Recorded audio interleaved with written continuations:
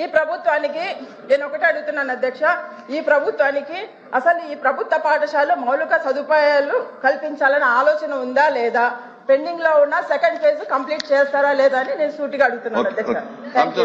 దాదాపు 90% above schools అన్ని కూడా కంప్లీట్ అయినాయి. నాడు నేడులో కేవలం కిటికీలు ఎలక్ట్రిసిటీ ఉండేటటువంటి వాటికి డబ్బులు కూడా ఉన్నాయి అధ్యక్ష. 2 లక్షలు 3 లక్షలు హెడ్ మాస్టర్ దగ్గర డబ్బులు ఉన్నాయి. ప్రభుత్వం ఆదేశిస్తే డెఫినెట్ గా అది ఖర్చు పెట్టుకుని బాగు చేస్తామనేటటువంటి ఉద్దేశం వాళ్ళకు ఉంది.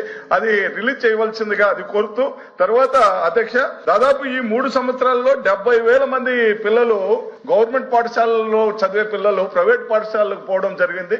దానికి ప్రధాన కారణం ఏమిటంటే 12(1)C ఆర్టీఐ యాక్ట్ చట్టం 12(1)C వల్ల ఈ పేద విద్యార్థులంతా కూడా మొట్టమొదటి గవర్నమెంట్ సీట్లు ఫిలప్ కావాలి, తర్వాత ఎయిడెడ్ సీట్లు ఫిలప్ కావాలి, తర్వాత ప్రైవేట్ సెక్టర్లకు పోవాల్సిన అవసరం ఉంది.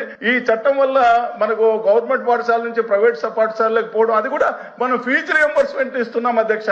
వాళ్ళకి ఫీజు రియంబర్స్ ఇచ్చి మనం పంపించాల్సిన ఇబ్బంది కలుగుతుంది అనేటటువంటి ఉద్దేశంతో ఈ చట్టాన్ని తమిళనాడు తర్వాత తెలంగాణ ప్రభుత్వాలు పక్కన పెట్టడం జరిగింది. కాబట్టి ఈ చట్టాన్ని పునఃపరిశీలించి. మేడం గారు ఫస్ట్ ఫేజ్ గురించి మాట్లాడారు అధ్యక్ష. నేను అడిగేది ఏంటంటే అంత చిత్తశుద్ధి ఉందంటే పేమెంట్లు ఎందుకు చేయలేదు అధ్యక్ష? మీరు పేమెంట్లు చేసేస్తుంటే ఇబ్బంది ఉండేది కాదు కదా అధ్యక్ష. ప్రజాప్రభుత్వ అధికారులకు వచ్చిన తర్వాత 500 కోట్ల రూపాయలు మేము చెల్లిస్తాం కూడా జరిగింది అధ్యక్ష. నేను చాలా స్పష్టంగా చెప్పాను. దాన్ని పూర్తి చేయనండి అధ్యక్ష, దాన్ని పూర్తి చేయనండి. మీ అన్ని ప్రశ్నలకు సమాధానం చెప్పేదానుకున్నా. పోయిన సెషన్ లో విద్య సంబంధించిన షార్ట్ డిస్కషన్ జరిగింది. ఆ నోడు మీరు వాకౌట్ చేశారు అధ్యక్ష. హౌస్ లో ఉంటే ఆ రోజే అడుగు ఉండొచ్చు. వాళ్ళు ఎందుకు వాకౌట్ చేశారో మీరు ఆలోచించుకోండి.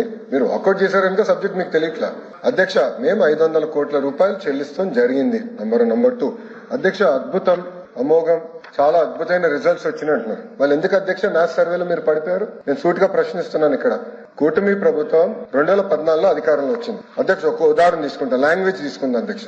3rd క్లాస్ లాంగ్వేజ్ మేము 253, 5th క్లాస్ 231, 8th క్లాస్ 244 ఉండేది అధ్యక్ష.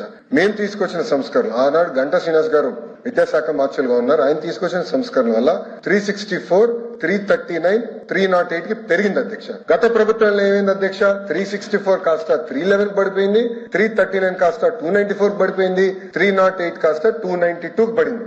మ్యాథ్స్ సర్వే అధ్యక్ష హౌస్ రికార్డ్స్ లో నేను పెడతాను అధ్యక్ష. గౌరవ సభ్యులు దయచేసి ఇది సర్క్యులేట్ చేయండి అధ్యక్ష. ఎందుకంటే ఇది మనం డిస్కస్ చేయాలి అధ్యక్ష. లెర్నింగ్ అవుట్కమ్స్ అనేది చాలా చాలా ఇంపార్టెంట్ అధ్యక్ష.